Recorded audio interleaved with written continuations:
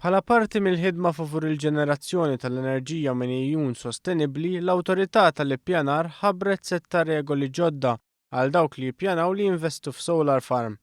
Il-perit Joey Scalpello mill-Awtorità tal-Ippjanar qal li r-regoli tfasslu wara stħarriġ li sar fl-aħħar xhur u li fost oħrajn ikkonkluda fejn jistgħu jsiru proġetti ta' solar farms bl-inqas impatt fuq l-ambjent. L-ewwel pass kien li kien twaqqaf komitat tekniku bej il-Planning Authority u l-Ministeru tal-Enerġija li dan mbagħad ipprepara l-ewwel draft tal-policy li kienet subjected għal konsultazzjoni mal-pubbliku u konsultazzjoni wkoll mal-Kumitat tal-Parlament.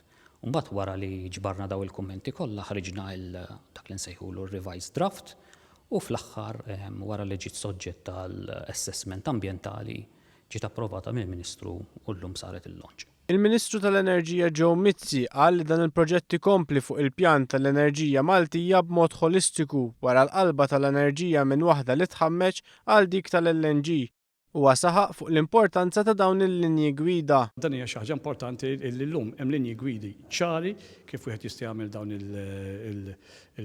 il-farms.